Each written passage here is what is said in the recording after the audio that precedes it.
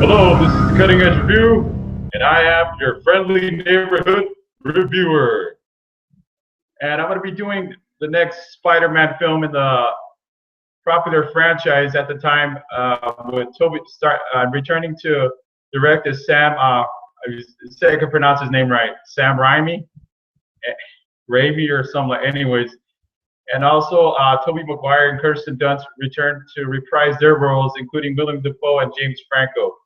And this time around, in this movie, the film goes for another iconic comic book character by the name of Dr. Octopus, played by Alfred Molina.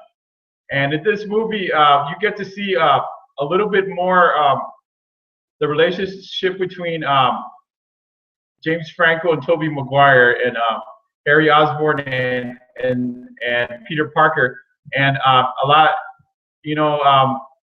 At the end of the original Spider-Man movie, Harry Osborn sees Spider-Man over the body of his dead father. And if you guys remember that, his dead father was killed himself when he his, whatever you call that, his was rammed into his lower stomach, and that's what happened at the end of the movie. But around this time, Harry Osborn was kind of like in a, he was in a deep state of depression, and he had no idea what happened. He didn't know. All he knew is he seen his father, and there was a knife next to him. And so in this movie, he kind of explores that a little bit more, and then Willem Dafoe does a couple creepy scenes in the mirror, and he says, "Avenge me," and that alone is, I think he looked a whole lot better without the suit. Not, because Willem Dafoe knows how to. He's not the best looking guy around, so he's able to play the Green Goblin character to the guild here. And then Kirsten Dunst is kind of just, she's started her Broadway career. They've graduated. They got into other things. And Peter Parker has started to went to go apply at the Daily Bugle, and then you see Jonah Jameson on this movie, and just my barber, and you guys remember that scene. And this movie kind of, you get to see more character development, and this movie was released in 2004. It was a blockbuster, and you get to see, like I said, there's a couple loopholes on this movie, because Dr. Octopus, played by Alfred Molina, Dr. Otto Octavius, and he tries an experiment to, usually when scientists try to make things better, on these type of movies, or any kind of movie that features a scientist, it doesn't go it's not going to go too well. You guys know what I mean. And so he does the experiment, and what happens is his wife ends up getting killed by the hundreds of broken glass aimed at her. And and supposedly Tobey Maguire was not fast enough.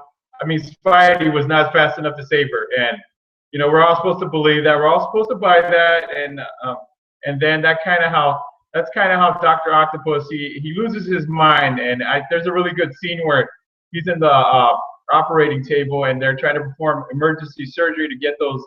He gets these his tentacles. They're trying to remove him, and then he wakes up, and of course, he supposedly traumatized by the death of his wife. He decides to lead a life of crime and get back at Spider-Man. And so there's also another scene.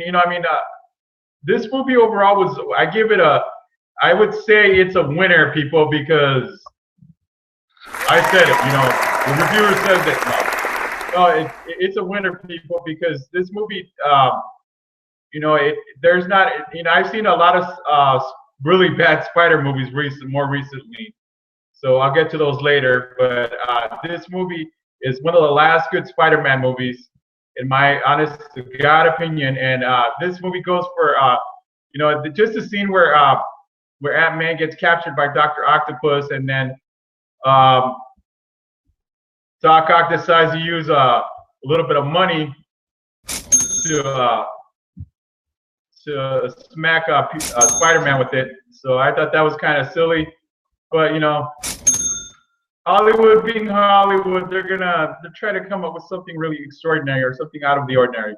And you know, like I said, it doesn't really. Usually, when you see a supervillain become a supervillain on a movie, most of the time nowadays they don't really explain too much why they hate their arch nemesis, the hero. So it doesn't really explain anything. So if you watch this movie, you don't really see why there's a motive why Dr. Octopus hates Peter Parker and he decides to